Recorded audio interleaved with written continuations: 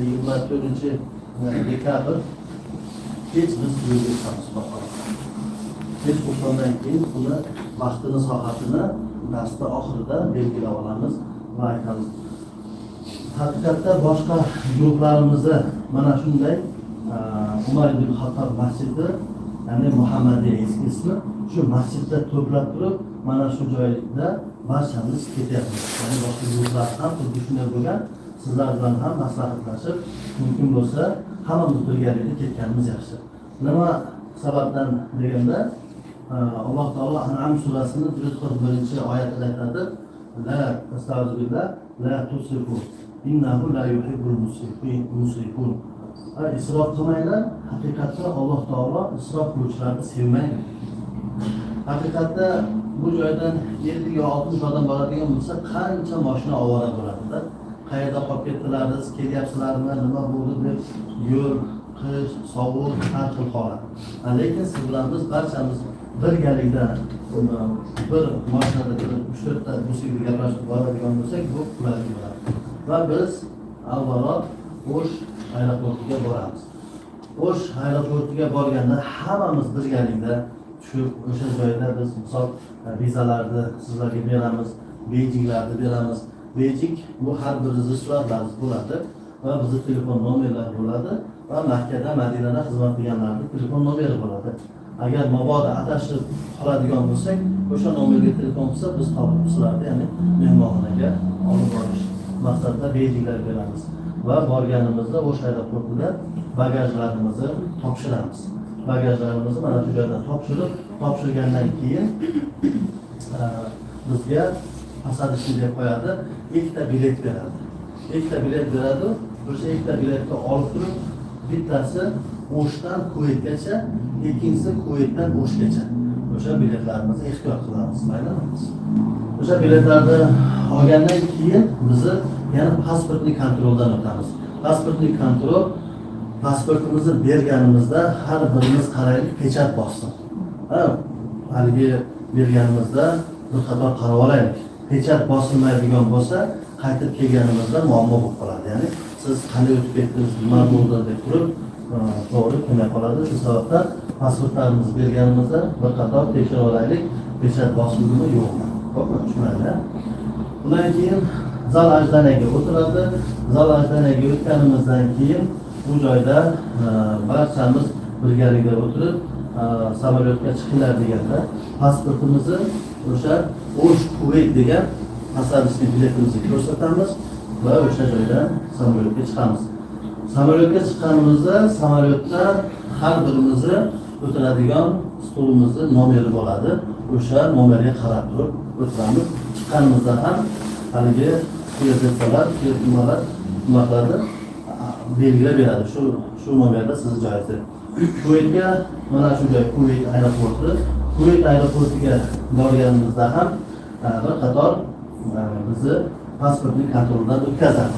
O'tkazganda ya'ni bir qator sumkalarimiz, boshqa telefon, telefonlarni ko'rib va nimalarimiz, sumkalarimiz lentadan o'tadi. Biz bu joyda bagajlarimizni berganimizda bagajlarimizni Kuvayt aeroportidan emas, Madina aeroportidan olamiz. Ya'ni o'rtada biz perasatga qilganda bagajlarni olmaymiz. O'sha sababdan biz oziq-ovqat oladigan bo'lsak, ularni biz ruchnoyimizga solib olishimiz kerak.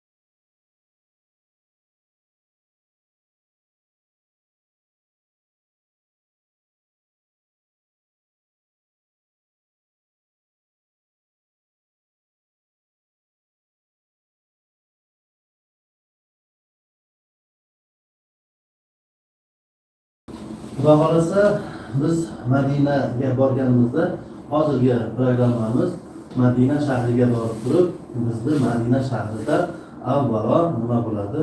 Ziyoratlarimiz bo'ladi. Eng birinchi biz Madina shahriga borib turib, bu Madina shahri, Madina mehmonxonasi, lekin biz ziyoratlarni boshlaymiz.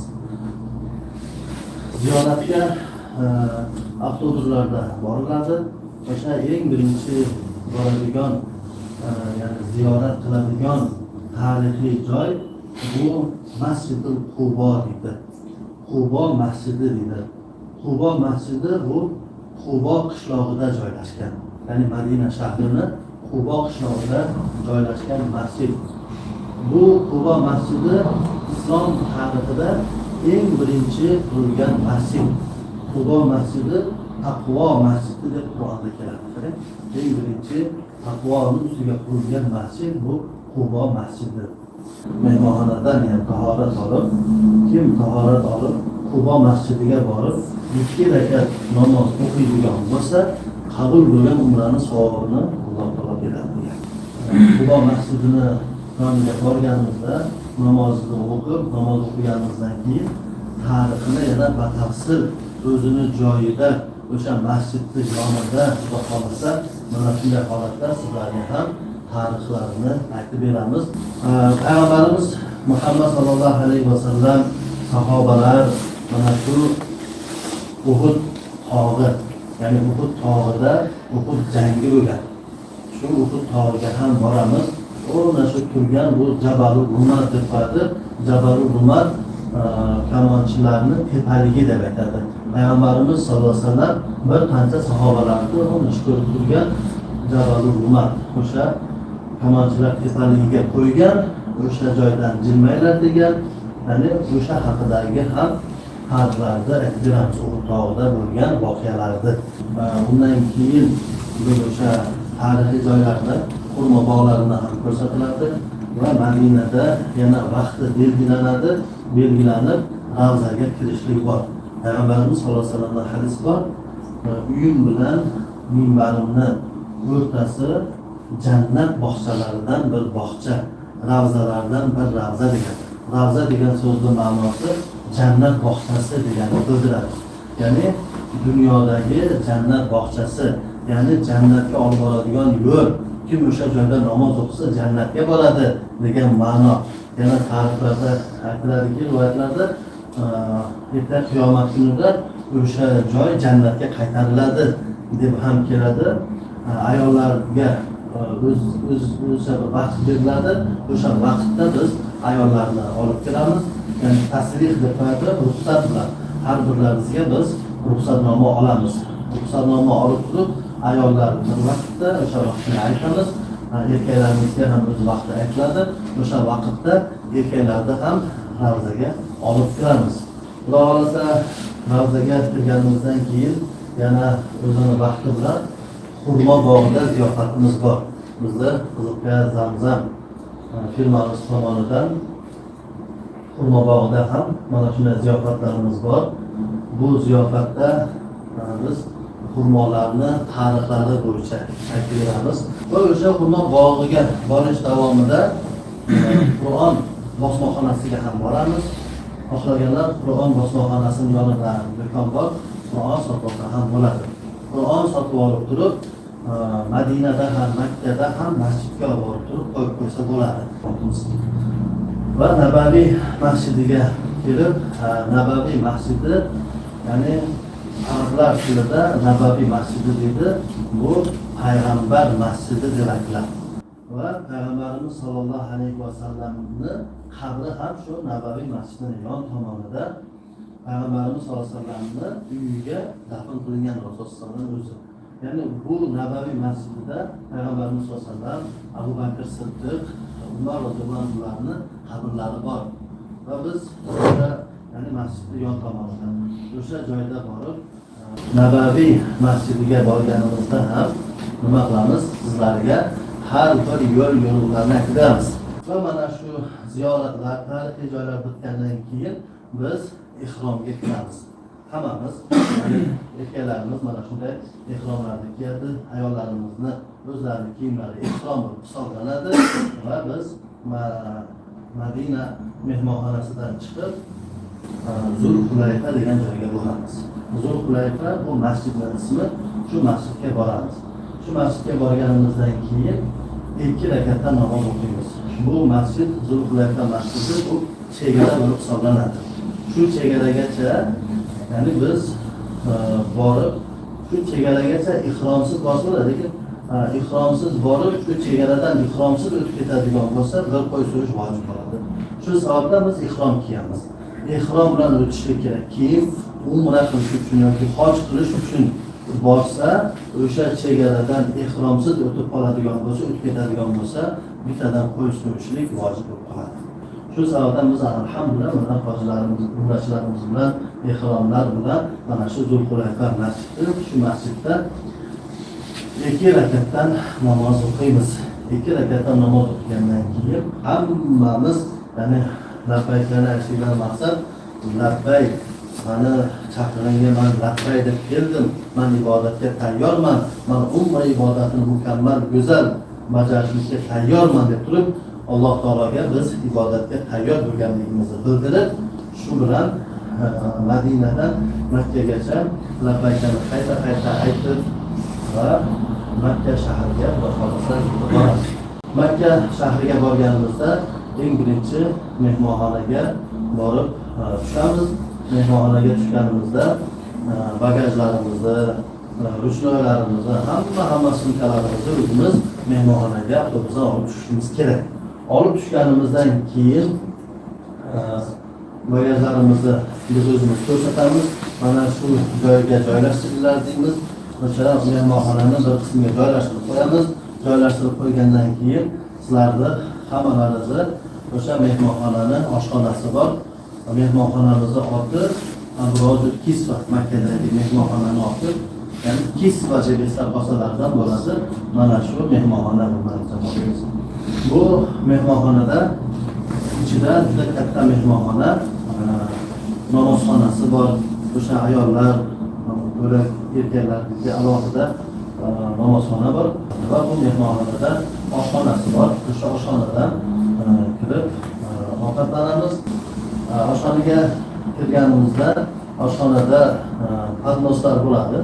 O'sha podnoslarni olib turib, har birimiz ovqatni, ya'ni solib beradi. Biz o'zimiz borib suvdan, choydan, misol uchun mevalar bor, qatiqlar qo'ygan, yana salatlar bor. O'sha salatlarni, nimalarni olib turib, borib stolga qo'yib, o'zimiz ovqatlanamiz. Joylashganimizdan keyin biz sizlarga aytamiz, qaysi vaqtda Masjidil Haramga borishlikni, qachon boramiz, o'sha vaqtini aytamiz, aytganda o'sha vaqtga to'planamiz. Endi jamoat eng birinchi u joyda telefondagi gruppa ochdik-ku, gruppada bormiz hammamiz. O'sha gruppani qarab turamiz har doim. Gruppani tez qarab turmasak, nima uchun deganda sizlar ko'pchilik gruppaga aytamizda, shu soatga tushamiz, shu soatda shu joyga boramiz deb, shu sababdan gruppa bilan ya'ni boshqaramiz. Endi Masjidil Haramga borganimizda birinchi Ka'batullohni ko'rganda duo qabul. O'z ko'zlarimiz bilan Ka'bani yoniga, Alloh taoloning uyiga borib turib, shu qaradikmi, har birimizni qalbimizda o'zimizga yarasha duolarimiz bor, duolarimiz bor. Allohning uyidasiz, Alloh taoloning mehmonisiz. Alloh taolo duo qiling, duoni qabul qilaman, tavba qilib, tavbani qabul qilaman deb turgan joyga bordik-da. O'sha sababdan Ka'bani ilk ko'rganda duo qilamiz. Va mana shu Alloh taoloning uyini ko'rganda toshdan ham yosh chiqadi deydi. Ana shunchalik yig'lamagan insonni men ko'rmadim. Har biri Alloh taoloning uyiga kelganda har birida ko'z yosh, haqiqatda bu chiqqan ko'z yoshlar ko'zdan emas, qalbdan chiqqan ko'z yoshlarda. Nahot yo Robbiy, meni ham shu joylarga yetkazingmi deb turib, har birimizni qalbimizdan o'tar ekan. Mana shu Alloh taoloning uyini ko'rganimizda duo qilamiz. Jamoatni erkaklarini bunday aylantirib tuylarni turg'izamiz. Undan keyin ayollarni o'rtaga olamiz va o'z mahramlarini yoniga qo'yib turib nima qilamiz? Ya'ni Ka'bani tavof qilamiz. Ka'bani 7 marta aylanamiz. Ka'bani tavof qilishlik boshlanishi Hajarul Asvad deb qo'yadi. Hajarul Asvad degan qora tosh degani. Qora tosh degan burchagida bo'ladi. Hajarul Asvad deb qo'yadi. O'sha qora toshdan boshlanadi bizning tavofimiz.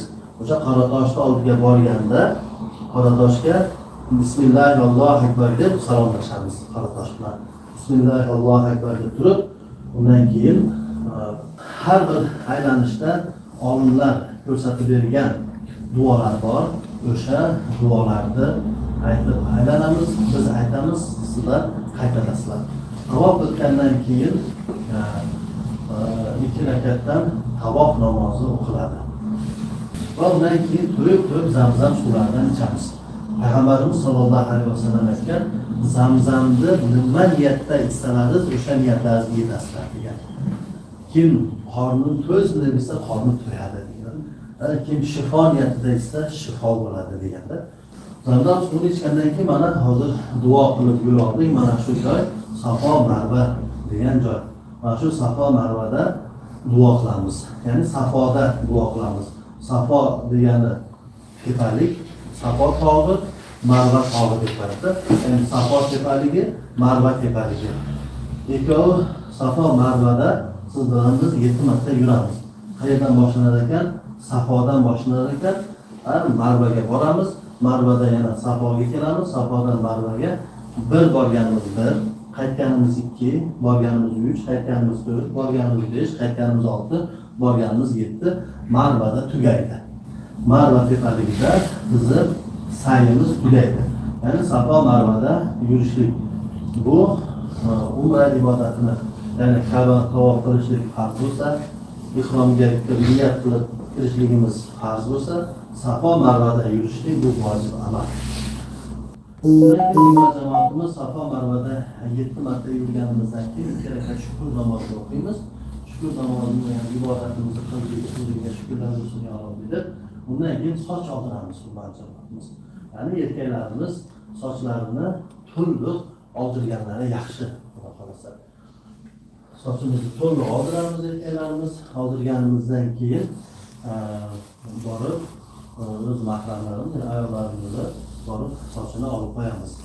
Ayollarimiz sochi bir bo'g'in, shunchalik olinsa yetadi. Sochni to'liq to'plab turib, uchidan bir bo'g'in, ya'ni 5 santimetrcha olib qo'ysa bo'ldi. Soch olinish bilan biz ihromdan chiqqan bo'lamiz. Ya'ni shu soch olinguncha hozir aytib o'tgan joylarda ihrom holatida bo'lamiz. Ihrom holatida biz aytgandek, ruhi sepsak, misk qo'llansak bo'lmaydi, xuddi sovunlar bo'lmaydi, erkaklarimiz tikilgan kiyimlar kiysa bo'lmaydi, ya'ni jo'qli kiysa bo'lmaydi, to'fli kiysa bo'lmaydi, paypoq kiysa bo'lmaydi. Misol o'sha 2 marta ihrom kiyiladi, rimel taqiladi, oyoqqa oldi orqasi ochiq tapishga kiyiladi. Biz yana yo'l davomida sizlarga barchasini yana tushuntirib beramiz. Bundan keyin umra ibodatini qilganimizdan keyin mehmonxonaga kelamiz. Mehmonxonaga kelib joylashib, yana har birimiz o'z xonalarimizda peshin namozini mehmonxona namozxonasida o'qiymiz. Nima deganda, umra ibodatida ko'p yuramiz, charchaymiz. Abed qilamiz. Abed qilganimizdan keyin yana oz dam olib turib, asr namozini ham o'qib, mehmonxonada o'qib, namozxonasida, undan keyin shom xufton namozlariga boramiz. Mehmonxonadan Ka'batullohga, Masjidul Haromga piyoda boshlagan bo'ladi, yaqin. Piyoda boshlagan bo'ladi Makkada. Madinada ham yaqin. Madinada avtobus kerak emas. Madinada borib kelaveramiz. Piyoda. Makkada ham xohlasangiz avtobusda borsangiz bo'ladi, xohlasangiz piyoda borsangiz bo'ladi. Mana shunday birgalikda qarang, umra iborati birgalikda bo'ldi. Madinadagi ziyoratlar, tarixiy joylar hammasini birgalikda qilamiz. Makkada ham namozga birgalikda boramiz. Masjidul Haromga birgalikda boramiz. Misol bir borganda avtobusda boramiz, bir borganda piyoda olib boraman. Bor yo'llarni ko'rsatib qo'yamiz. Xohlasalar avtobusda boringlar, xohlasalar piyoda boringlar turib, keyin tahajjud namoziga boramiz. Bomdod tahajjud o'qib, bomdodni o'qib, bomdoddan keyin yana Ka'batullohni tavof qilamiz.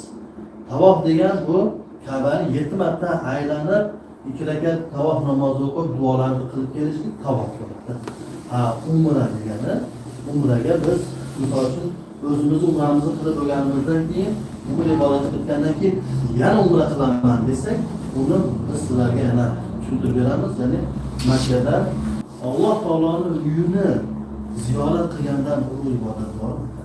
Alloh taoloning uyini ziyorat.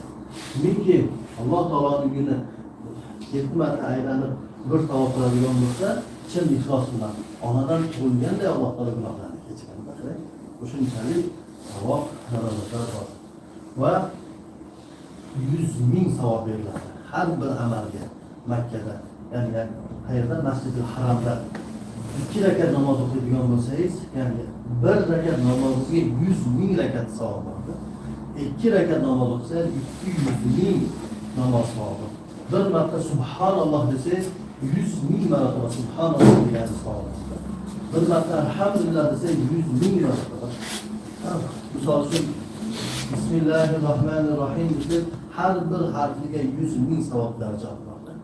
Va buni belgilangan Makka shahridagi ziyorat qiladigan joylar bor. Ya'ni tarixiy joylar, Payg'ambarimiz sollallohu alayhi vasallam bilan bog'liq joylar bor. O'sha joylarga birgalikda jamoat bilan boramiz, avtobusda boramiz. Ya'ni eng birinchi Savr tog'iga boramiz. Savr g'ori bor. Bu Savr g'ori, Savr tog'i nimaga boramiz desangiz, Payg'ambarimiz sollallohu alayhi vasallam bilan Abu Bakr Siddiq roziyallohu anhu mushriklardan bekingan. Ular Rasululloh sollallohu alayhi vasallamni Abu Bakr Siddiqni o'ldiramiz degan, payg'ambarimizni yo'q qilamiz degan. O'shanday bir maslahat qilishgan. Uni tarixini Xudo xolasa borganda batafsil ma'lumot berib aytamiz. Ya'ni Rasululloh sollallohu alayhi vasallam bilan Abu Bakr Siddiq roziyallohu anhu bekingan g'or, ya'ni Savr g'ori. O'sha joyga borib turib, o'sha joyda turib Savr g'orini, ya'ni Payg'ambar sollallohu alayhi vasallamning tarixini aytamiz. Va Arofat maydoni. Hojilar hojga borganda Arofatga bormasa hojlari qabul bo'lmaydi. Arofat maydonida Odam alayhissalom bilan Havvo onamiz uchrashgan deb aytiladi. O'sha joylarda ham borib ko'ramiz. Mana bu Savr, o'sha Savr g'ori tepada joylashgan. Va Hiro g'origa, ya'ni Nur tog'ini yoniga borib turib, o'sha joyda ham biz mana shu Savr, o'sha tepada o'sha yerda Savr g'ori bor. Hiro g'orini yoniga borib turib, o'sha joyda Nur tog'i, o'sha joyda ham borib ko'rib, bu joyda ham tarixni aytib beramiz. Bu joy hozir Savr g'ori. Savrda Payg'ambarimiz sollallohu alayhi vasallam bilan Abu Bakr Siddiq roziyallohu anhu bekingan joy. Nur tog'ida ilk oyat, ilk vahiy nozil bo'lgan joy. Hiro g'orida Payg'ambarimiz sollallohu alayhi vasallam ibodat qilib turgan vaqtida Jabroil farishta kelib turib, ilk oyatlarda aytgan joy Nur tog'i, Hiro g'origa boramiz, ya'ni yonidan turib aytib beramiz va xohlovchilar bo'lsa, bir kunni belgilab turib, o'sha kuni biz Hiro g'origa chiqib kelsak ham bo'ladi inshaalloh. Va bizni mana shu Makkada bo'lgan programmalarimizdan bittasi Jidda shahriga bo'lgan ziyorat va Qizil dengiz. Jidda shahriga borishlikdan maqsad bu joyda borib turib aylanishlik emas, bu joyda ya'ni tarixini bilib kelishlik. Musa alayhissalomning tarixi o'tgan. O'sha Musa alayhissalomning tarixini aytib beramiz va xohlaganlar, ya'ni o'sha Qizil dengizda nima bor, kemalar bor. Xohlasa 45 kun bir soat kema aylanib keladi, chiqib bir qator aylanib kelsa ham bo'ladi. Va undan keyin Qizil dengizda aylanib kelgandan keyin mana u hozir ko'rsatayotgan joyda ko'rni deb qo'yadi, dengiz sohili. Qizil dengizni sohilida, mana shu Qizil dengiz, shuni sohilida, ya'ni o'zimiz Zamzam Qiziltepa tomonidan ziyofatimiz bor. O'sha ziyofatlarni yeb, oz-moz mana shu joylarni ko'rib, oz-moz dam olib, ya'ni miyalarni dam olib, oz-moz, ya'ni dengizni havosi insonga shifo. Mana shu joylarda oz-moz dam olgandan keyin, undan keyin yana Makka shahriga qarab yo'l olamiz. Makka shahriga borganimizda Sulaymon Rojihiy degan joy bor. O'sha joyda ham ziyofatimiz bor. Mana shu Sulaymon Rojihiy degan joyda bizni Fir'avn tomonidan ziyofatimiz bor. Bu joyda juda go'zal masjid bor. Sulaymon Rojihiy degan Saudiya Arabistonining boylaridan bittasi, saxiy boyliklari, juda ochiq, juda ko'p insonlar kelgan, juda ko'p masjidlar, Rojihiy degan fond ochgan. O'sha masjid yonida go'zal bog' bor. O'sha bog'da biz o'zimiz firmamiz tomonidan o'zimiz sizlarga ziyofat uyushtirganmiz mana shunday. O'sha ziyofatni shayx olib kelishadi bog'da, olib kelgandan keyin mana shu bog'da shunday dasturxonlarni solib turib, birgalikda ziyofatlarni yeb, birgalikda ya'ni yana mehmonxonaga qaytamiz. Har bir olib borgan guruhlarimizni mana shunday mehmon qilib, ayollar alohida, erkaklar alohida ovqatlarni, ya'ni oshni yurishi hattoki shu joydan boradi, o'shdan boradi. Mana bu Hiro g'ori, bu Hiro g'origa jamoat xohlasa agar boraman desa, borib chiqsak bo'ladi. 630 metrdan ham balandroq, ya'ni kim kuchi yetsa chiqsa bo'ladi.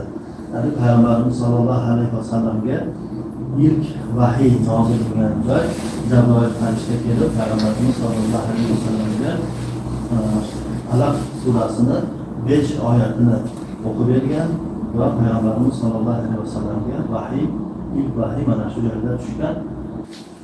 Payg'ambarimiz sollallohu alayhi vasallam Hiro g'orida o'tirganda, ya'ni Ka'ba, Makka shahri shunday qo'lda kaftidek ko'rinib turganda, lekin Payg'ambarimiz sollallohu alayhi vasallam hali payg'ambar emas. Arablar juda bir johiliyatda edi. Qorong'ulik davri o'tadi. Qorong'ulik, bir-birini aldayotgan, adolatsizliklar, qancha yomon narsalarni ko'rib, Payg'ambarimiz sollallohu alayhi vasallam o'sha joyda Alloh taolodan so'rab g'am qilib o'tirardi. O'sha narsalarga chidayolmay Alloh taolodan so'rab, Alloh taolo payg'ambarimizga o'sha joyda ilk vahiyni nozil qildi. Toyib shahri, hurmatli jamoatimiz, bizni programmamizda yo'q, lekin jamoatga aytamiz, tushuntiramiz, agar boramiz desak, Toyib shahriga ham borib kelsak bo'ladi. Toyib shahriga nimaga boramiz desa, tarixiy joy bu joy ham. Agar xohlasa jamoat olib boramiz, lekin o'sha avtobusni pulini o'rtada jamoat o'zi to'lash kerak bo'ladi. Bu misol uchun 10 ta jamoat olib borgan bo'lsak, 10 tadan 9 tasi boryapti. Birorta jamoat biz bormasak ham bo'ladi. Hammasi bormaymiz desa bo'lmayapti. Boramiz desa borilyapti. Lekin borgan yaxshi. Nima uchun deganda, tarix bor bu joyda. Tarixga juda ko'p qiziqqanlar bo'lsa, borib ko'rib kelsa yaxshi. Toyib degan shahar, Toyib 60 kilometr uzoqlikda, lekin hamma meva-cheva pishadi bu yerda. Hamma meva-cheva pishadi. Mana shu mevalar hammasi Toyibda o'ziniki. Uzumlisizmi, anorlisizmi? Anori bilan mashhur Toyib shahri. Toyib shahrida atir zavodlari bor. Bundan boshqa Toyib shahrida Abdullah ibn Abbos roziyallohu anhu, Payg'ambarimiz sollallohu alayhi vasallamning amakisining o'g'illari juda katta olim bo'lgan. Olim insonning masjidi bor, o'sha insonning qabri bor, o'sha joylarga borib ko'rib kelsak bo'ladi. Va Payg'ambarimiz sollallohu alayhi vasallam Toyib shahriga islomga chaqirish uchun, islomga da'vat qilish uchun Toyib shahrining 3 ta aka boshchilari bor. Shu Toyib shahrini o'shalar boshqaradi. O'shalarni borib islomga da'vat qilib, islomga chaqirganda ular qabul qilmagan. Qabul qilmagani mayli, aqli past insonlarga va yosh bolalarga toshlarni berib, Payg'ambar sollallohu alayhi vasallamni toshbaran qilishgan. Va mana shu joyda Payg'ambar sollallohu alayhi vasallam toshbaran qilishgan Toyibda va uzum bog'iga o'tgan Rasululloh sollallohu alayhi vasallam o'sha uzum bog'idan uzum yegan joylari va uzum olib kelgan bola, attasi degan bola uzum olib kelgan o'sha joylar bor. O'sha joylarni ko'rsatamiz. Bundan boshqa mana shu Toyib shahrida mana atir sexlari bor. Atir sexlariga kirib, ya'ni atirni qanday ishlab chiqarishadi, o'shalar to'g'risida gapirib berishadi.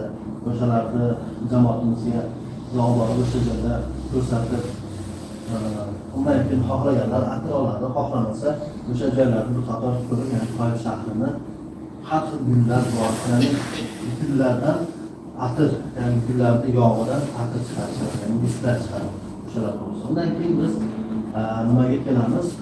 Qaytib kelayotganimizda Qornul Manazil degan nimada masjidda umra qilsak bo'ladi. Bu ham chegara, ham ziyorat, ham ibodat.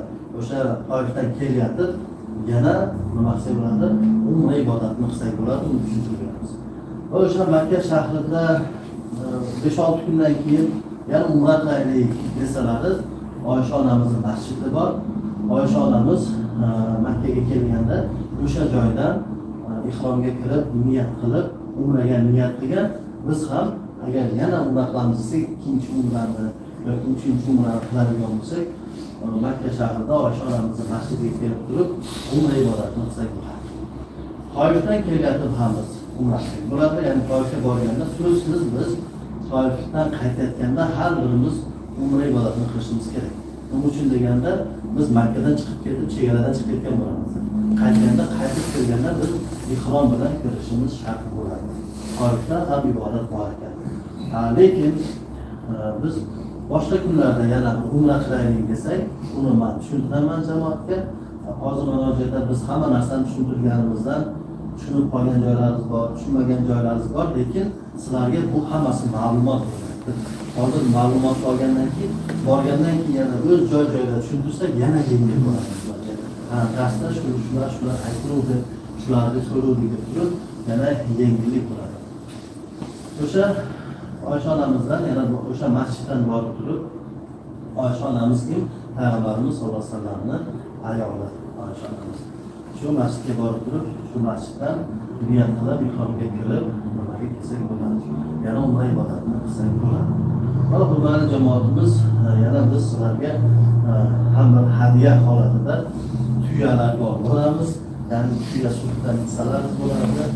Har biri 5 ta mo'jalar sotishadi. 6 turlikdan bo'ladi.